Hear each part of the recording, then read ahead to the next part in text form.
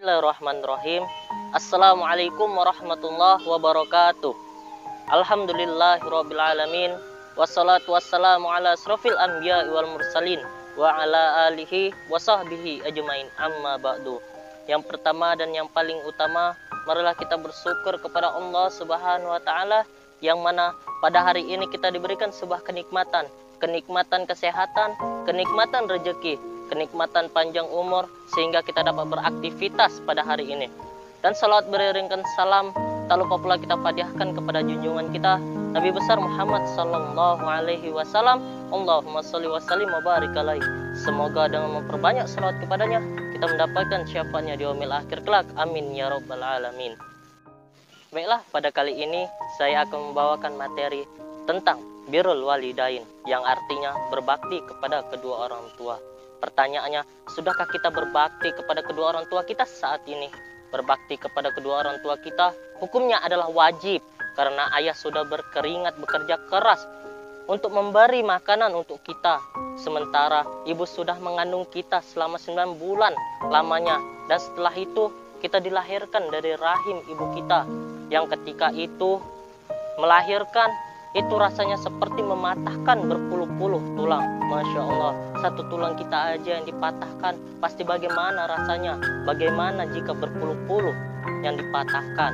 Ditambah lagi setelah kita dilahirkan, ibu kita menyusui kita selama 2 tahun lamanya, yang kalau dinilai susu yang diberikan ibu kita adalah susu yang terbaik di dunia. Masya Allah, luar biasa. Setelah itu kita disekolahkan sampai kita benar-benar sukses. Itu semua karena orang tua kita, kawan-kawan. Masya Allah, ayah dan ibu kita luar biasa sekali, bukan? Dan itu semua dilakukan berjuang untuk kita, kawan-kawan. Maka dari itu, janganlah kita melawan dengan orang tua kita. Apalagi jangan sampai kita ketika orang tua menyuruh kita malah mengatakan malas. Nggak kita pikirkan perasaan orang tua kita yang sudah berjuang untuk kita. Bismillahirrahmanirrahim. Wa qada rabbuka la ta'budu illa iyyahu wa bil walidaini ihsana.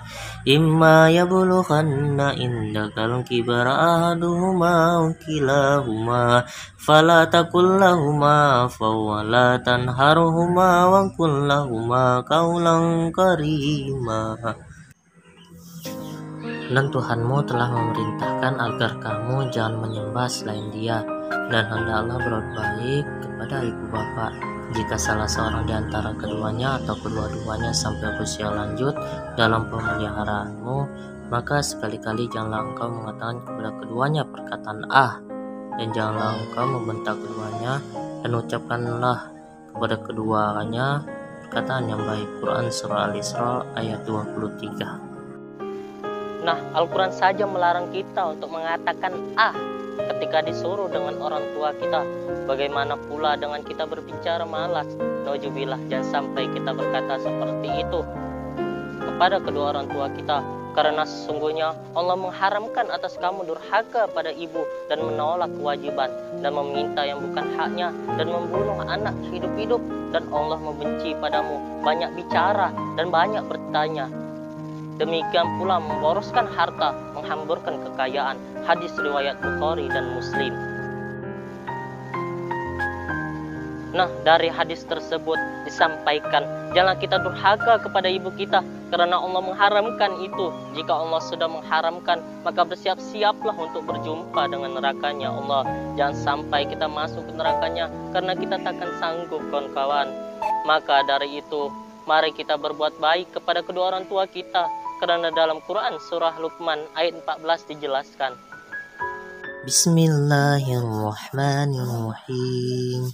Wa wasainal insana biwalidayhi hamalathu ummuhu wahnan ala wahnin wa fisaluhu fi amaini anis kurli waliwalidayk ilayyal masir.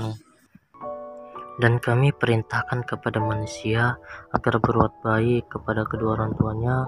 Ibunya telah mengandungnya dalam keadaan lemah yang bertambah-tambah dan menyapainya dalam usia 2 tahun bersyukurlah kepadaku dan kepada kedua orang tuamu, hanya kepada aku kembalimu. Quran Surah Luqman ayat 14. Dari Quran Surah Luqman ayat 14 tadi sudah jelaskan, maka kita harus berbuat baik dan berbakti kepada kedua orang tua kita ya. Dan juga ada sebuah kisah seorang pemuda yang tinggal berdua dengan ibunya. Pemuda ini bernama Uwais Al-Qarni, dan nama pemuda ini sudah terkenal sampai ke langit sana.